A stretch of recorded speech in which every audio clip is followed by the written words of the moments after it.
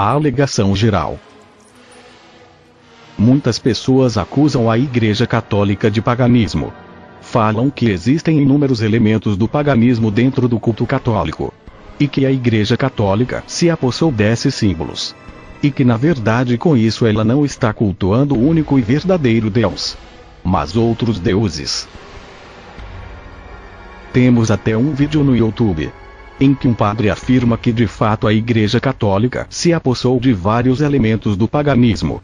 Portanto, falam que a Igreja Católica realizou um sincretismo religioso. Ou seja, ela fez uma mistura do cristianismo com o paganismo, e que a Igreja Católica seria, por assim dizer, uma continuação do paganismo de Roma. Nós agora vamos começar a explicar essas alegações. Mas já avisamos, de antemão, que quando entramos nessa questão do paganismo, temos várias acusações. Falam do Natal, do domingo, do obelisco que está presente na Praça do Vaticano, dos chapéus dos bispos, do culto à Eucaristia, que na verdade seria o culto ao sol, etc. Então no único vídeo não dá para contestar todas as acusações. Portanto, nesse vídeo vamos dar uma visão geral sobre o paganismo. E nos ater em uma das acusações, que é referente ao Natal. Faremos também uma referência à Páscoa e ao domingo. A alegação. O que algumas pessoas alegam é que o Natal é uma festa pagã, que não tem como saber quando Jesus nasceu, mas que pelos estudos, não seria no dia 25 de dezembro. E também, que essa festa, na verdade fazia parte do culto do Deus Sol. Explicando.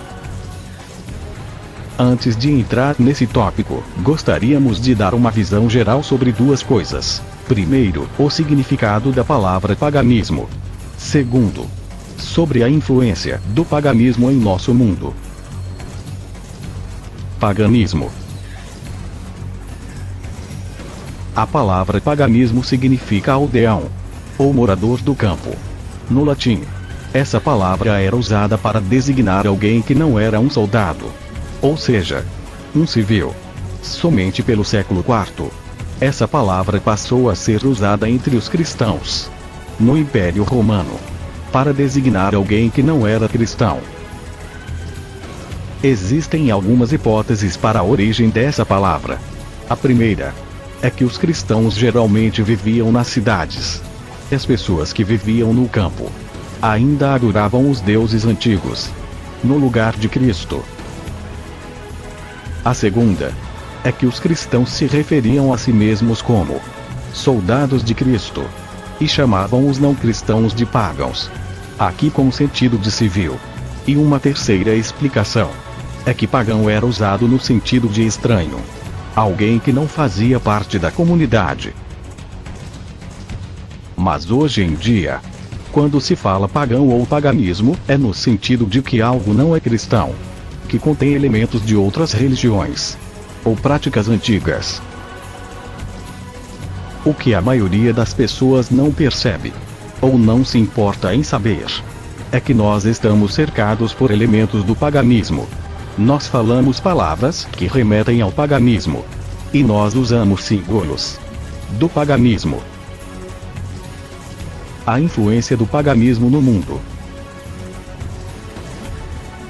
Nosso sistema solar. Se pegarmos o nosso sistema solar, quais são os nomes dos planetas? Mercúrio, Vênus, Terra, Marte, Júpiter, Saturno, Urano, Netuno e Plutão. São nomes dos deuses cultuados pelos romanos. Se você preferir, pode substituir os nomes desses deuses pelos nomes da mitologia grega: Hermes, Afrodite, Gaia, Ares, Zeus, Cronos, Urano, Poseidon e Hades. Os signos. Se pegarmos os signos do zodíaco, cada signo é regido por um planeta. E cada signo também é uma referência a algum fato da mitologia grega ou romana. As constelações. Se pegarmos as constelações, a maioria delas também são referências à mitologia. Vejamos: Andrômeda, Centauro, Hércules, Órion, Pegasus, Perseus, etc. Os meses do ano. Ainda dentro do mesmo tema, temos os meses do ano, que fazem referência à mitologia, ou a coisas importantes para os romanos. Assim, temos janeiro, que é referente ao deus Janus. Fevereiro, referência a um ritual de purificação romana. Março, deus Marte. Abril, deusa Vênus. Maio, Maia e Flora. Junho, deusa Juno, ou uma homenagem ao clã romano. Június. Julho, homenagem ao imperador Júlio César. Aqui, vale lembrar que antigamente o calendário era composto por apenas 10 meses. Então tínhamos agosto, era o mês 6. Setembro, era o mês 7. Outubro, era o mês 8. Novembro, era o mês 9. Dezembro, era o mês 10. Quando foi padronizado para 12 meses, manteve-se um nome da mesma posição que o mês tinha no calendário romano. E o mês de agosto foi rebatizado em homenagem ao imperador Augusto. Os dias da semana.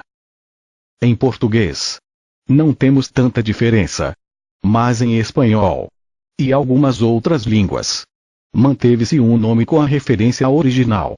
Vejamos: domingo. O nome é igual em espanhol. Esse dia é uma homenagem ao sol. Segunda, em espanhol. Lunes, lua. Terça, em espanhol. Martes, Marte. Quarta, em espanhol. Miércoles, Mercúrio. Quinta, em espanhol. Jueves, Júpiter. Sexta, em espanhol. Viernes, Vênus. Sábado. O nome também é igual em espanhol. Esse dia é uma homenagem a Saturno, mas também faz referência ao Sabá, que era o dia de descanso no judaísmo. Os símbolos de masculino e feminino. Aqui faremos uma outra referência. Você já deve ter visto esses símbolos.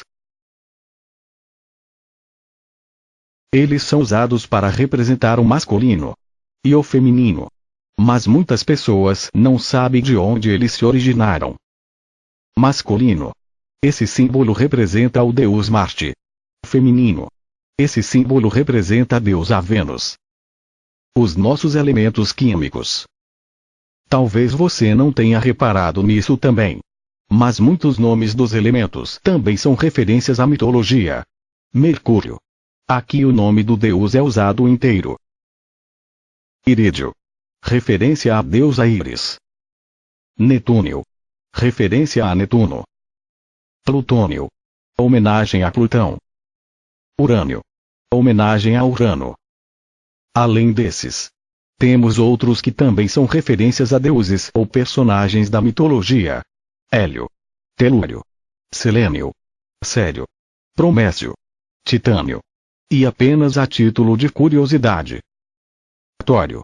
Vem de Thor, o deus escandinavo da guerra. Níquel. Vem de Níquel, que é a palavra alemã para diabo. Nomes e palavras. Não vamos entrar nessa questão. Mas se você for procurar a origem das palavras e dos nomes, verá que muitos deles são também referências à mitologia. Temos certeza de que para muitas pessoas que estão vendo esse vídeo, essas informações não são nenhuma novidade. Mas mesmo que as informações que mostramos não sejam do conhecimento de todos, temos certeza que ainda assim, muitas pessoas farão um questionamento. A questão não é a presença do paganismo no mundo. A questão é a presença do paganismo dentro da Igreja Católica. Como a Igreja Católica pode se apropriar de elementos e festividades do paganismo? A alegação que eles fazem contesta principalmente o Natal. Mas vamos incluir aqui também o domingo, pois muitas pessoas acusam a Igreja Católica de ter mudado o dia do descanso, do sábado, que é o 7º dia da semana, para o domingo, que é o 1º dia da semana. Temos inclusive os adventistas do 7º dia, que é o sábado, que ainda se atém a essa questão de preservar o sábado, e não o domingo. E por esse motivo, eles não trabalham no sábado. E temos também a questão da Páscoa, que explicaremos mais adiante. Quebrando as alegações. Então vamos explicar primeiramente o domingo. Como já falamos, o domingo era um dia dedicado ao Deus Sol. E no livro do Gênesis, Deus institui o sábado como o dia do descanso, o dia de prestar culto a Deus. Porém, Jesus mostra-se como o Senhor do sábado, conforme vemos nessa passagem. Num dia de sábado, o Senhor caminhava pelos campos, e seus discípulos, andando, começaram a colher espigas. Os fariseus observaram-lhe: Vede, por que fazem eles no sábado o que não é permitido? Jesus respondeu-lhes: Nunca lestes o que fez Davi, quando se achou em necessidade, e teve fome, ele e os seus companheiros. Ele entrou na casa de Deus, sendo Abiatar príncipe dos sacerdotes, e comeu os pães da proposição, dos quais só aos sacerdotes era permitido comer, e os deu aos seus companheiros. E dizia-lhes: O sábado foi feito para o homem, e não o homem para o sábado. E, para dizer tudo, o Filho do Homem é Senhor também do sábado. Marcos, capítulo 2, versículos de 23 a 28. Temos uma outra prova bastante clara. No primeiro dia que se seguia ao sábado, Ou seja, no domingo, Maria Madalena foi ao sepulcro, de manhã cedo, quando ainda estava escuro, viu a pedra removida do sepulcro. João, capítulo 20, versículo 1. Portanto, Jesus ressuscitou num domingo. Por isso dizemos que o domingo é o dia do Senhor. Mas uma alegação que fazem é que o domingo era o dia do Deus Sol. Essa mesma alegação usam para o Natal, pois o dia 25 de dezembro era o dia do culto ao Deus Sol. E era nessa data. Porque o dia 25 de dezembro é, no hemisfério norte, o dia mais longo do ano. Aqui colocamos a palavra dia, no sentido de diurno. Ou seja, esse é o dia mais longo do ano, o dia em que temos mais horas de sol. Portanto, esse dia, 25 de dezembro, era destinado ao culto do Deus Sol. Vamos agora à explicação católica. Nele estava a vida, e a vida era a luz dos homens. E a luz resplandece nas trevas, e as trevas não a compreenderam. João, capítulo 1, versículos de 4 a 9. A luz veio ao mundo, e os homens amaram mais as trevas do que a luz, porque as suas obras eram más. João, capítulo 3, versículo 19. Enquanto estou no mundo, sou a luz do mundo. João, capítulo 9, versículo 5. Vejamos. O Sol é a maior luz que existe no mundo. E o que Jesus quer dizer quando diz: Sou a luz do mundo, é o mesmo que os evangelistas querem dizer, falando: a luz veio ao mundo. Ou seja, que Jesus é essa luz. Portanto, Jesus deve ser adorado, e não o Deus Sol, porque apenas Jesus é Deus. O Sol é uma criação. Portanto, por esses exemplos, mostramos que não cultuamos ao Deus Sol, mas a Jesus. Jesus é a luz de nossa vida. E assim como o sol ilumina o dia, Jesus ilumina nossas vidas, livrando-nos das trevas do pecado.